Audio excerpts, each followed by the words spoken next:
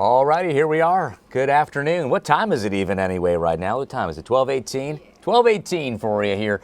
Afternoon finally. Been a long day on Good Day Orlando. We've been talking all about Tropical Storm Fred on this wonderful Wednesday, the old midweek peak, and we got our eyes on the tropics again. So, let's discuss what's happening right now. We've got a Fox 35 storm alert days here for you on Saturday and Sunday. So the deal with that is that we're merely just alerting you to the fact that we've got some potentially impactful weather on the way here concerning Fred, because that forecast track is going to come really, really close to the west side of the Florida Peninsula. So let's discuss. Let's take a look at the track here. First of all, NHC goes on and puts a 45 mile per hour top sustained wind on the storm right now. Wait till I show you the satellite and why I'm kind of just scratching my head. But it's the National Hurricane Center, so we go with that 45 mile per hour top sustained wind now, moving west-northwest at 16 miles per hour. Now, looky here, right?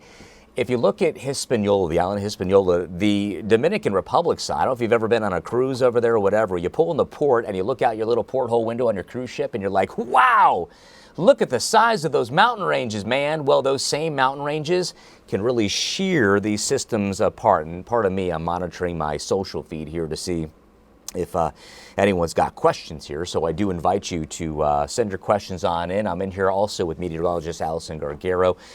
She's also here on the side. We're monitoring the very latest for you here in the Fox 35 Storm Center. But anyway, before I get sidetracked again, because it happens quite frequently, you can see that we've got a depression on our hands, right? So these tall mountain ranges literally help to shred that center of circulation to bits. Now that's kind of the generator, the powerhouse of these tropical systems, that center of circulation. So if you're ripping a hole in that, courtesy of a 10,000 foot mountain peak there in beautiful Hispaniola, you're going to have a decrease in that storm potential, right? So you can see for tomorrow morning, we're still at tropical depression status. Do we roll over the mountains of eastern Cuba? That also is a question, a head scratcher, a Jamie thought, if you will. We were talking about it on Good Day Orlando. I mean, if you look at the cone of uncertainty, part of East Cuba's in it and the other part's not. It's between the Bahamas and Cuba, the Turks and Caicos in the southeast Bahamas. But the Hurricane Center compelled to increase the overall intensity of the system as we get to Saturday and the Sunday, and by Monday, it's knocking on the door in the Florida Panhandle.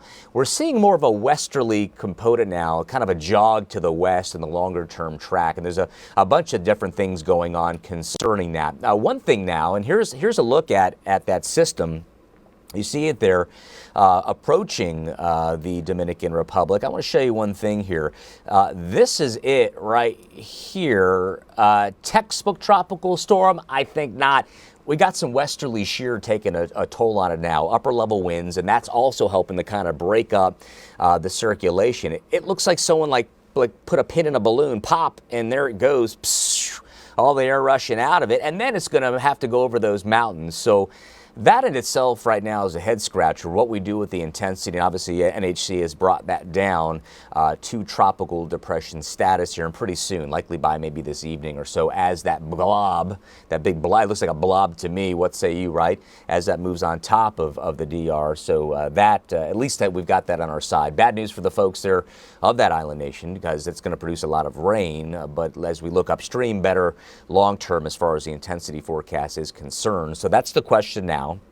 What does this look like as it leaves the Dominican Republic? Do we get interaction with Cuba? And a lot of the modeling now is just to the north there of those eastern Cuban mountain ranges. And then side on over, you see, over the eastern Gulf, and then a little hook out over the Panhandle and right on through the southeastern states. So you see the entrance and then the exit wound coming in across the Panhandle, and that's going to spread lots and lots of heavy rain, you know it is, back across the southern states. And we're talking about quite a bit of rainfall.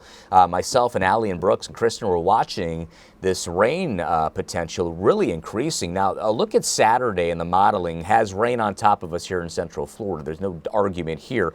But as we go deeper into the day, Saturday night, we get into Sunday. That, friends, is a lot, and I mean a lot, of tropical moisture. And considering it has been very wet lately, we've had our daily rounds of showers and storms, and sometimes it can last for hours on end. So we've got some really super saturated ground out there, and with this type of tropical moisture on top, it does look like there'll be the potential for some standing water, perhaps some low-lying flooding. We've got to watch some of the river systems, too, around north central Florida through Marion up through Alachua County for any river rises should we see that much rain. And even to Monday and Tuesday, as we get into next week, you're going to see this, it leaves like a little egg of moisture on top that continually hatches each and every day, and that's going to enhance our rain chances.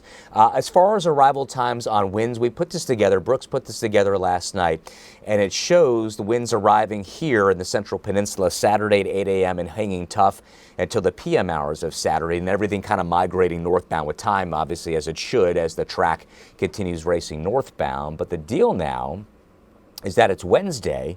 There's going to be a lot of change. So for us to try to nail down or even attempt to nail down any kind of wind forecast for you right now, a little bit premature. I would look for some gusty squalls, perhaps a low-end severe weather threat, depending how close that circulation passes.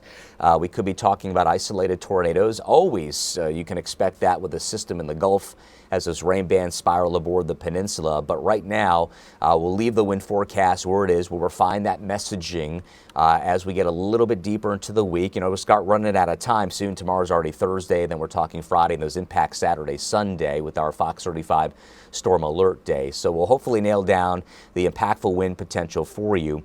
Also, wait, there's more. There's more. We are also monitoring this next easterly wave. That has got some clout over the open Atlantic, no doubt about it, and it looks like a moderate or medium potential for development over the next 5 days. That's a 40% risk there. You see that we're kind of like in a pattern. Allie pointed this out earlier that, you know, Elsa, Fred, what will soon likely be Grace, following this very telltale pattern through the islands, close to the Dominican Republic, maybe Cuba, maybe Turks and Caicos, Southeast Bahamas, and then wrapping back around and getting into the Gulf of Mexico. This one is going to be interesting longer term as to how that pans out. Now, in regard to Fred, while we do see an uptick in intensity as it's on the west side of the state, you can see the water temperatures are very warm, 86 Fahrenheit, 84 Fahrenheit respectively on some of the buoys popping around the eastern Gulf of Mexico. And it looks like any wind shear is going to ease during that time. So I can see what NHC is doing with that, increasing the storm potential there and raising the stakes a little bit before landfall. Top sustained storm at like 60, 65 miles per hour. So we've got a while to go here, friends, and we haven't really started cranking just yet. The lid's about to come off. We're entering the climatological peak of the Atlantic hurricane season, September 10th. You can see that mountain we're climbing right now. We are here, or there, I guess we could say, and only coming on up. So we do anticipate more activity over the coming weeks, and our next one on deck will be Grace. And Grace stands a pretty good potential now as we look at the upper level components going on. A more favorable weather environment. The atmosphere is looking pretty primo to maybe go with a hurricane with Grace. We'll see. I don't want to speak prematurely, but from what we're seeing now and the way things are evolving, Grace may be the first here of the season. So all we can do is watch it. We'll continue to weigh in for you.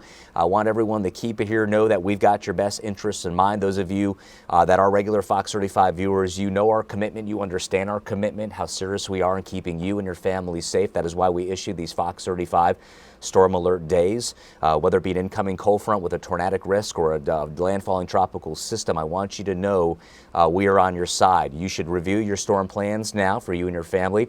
I always say, let us handle the meteorology, the nuts and bolts, the inner workings. The wheels are spinning rapidly now. We'll handle the weather angle. You take care of you and yours, and I want you to stay with us for updates, bottom line, as things are going to change rapidly now over the next course, several days to a few weeks out. Things are going to get very active. So that is all for now. We'll have more updates. Brooks will be in tonight, Fox 35 News at 5, so tune in for him. You want to talk about a true tropical expert. The guy's good, and I'm so happy he's on our team. So make sure you do tune in. Check Brooks out tonight. He'll get you covered there, and I've got you covered tomorrow morning. Fox 35's Good Day Orlando. We'll leave you well informed for the big day ahead. We kick things off at 4 a.m., so tune in. Check us out. Monitor our social feeds. Myself, meteorologist Allison Gargaro, Kristen Giannis, and Brooks Garner. Again, we've got Fox 35 Storm Alert Days, Saturday and Sunday. As of right now, look for an uptick in breeze. Rain chances rising quickly through the weekend. again, we got to watch out for some low-lying flooding. That's how it goes this time of year, this side of planet Earth, right? We expect this, and it looks to be a very, very active ending, midsection and ending to the Atlantic tropical season. So keep it here. We'll keep you up to date. I'm Fox 35 Storm Team Chief Meteorologist Jamie King, and this is your update on Facebook Live. Have a good one. We'll talk real soon right here. You take care.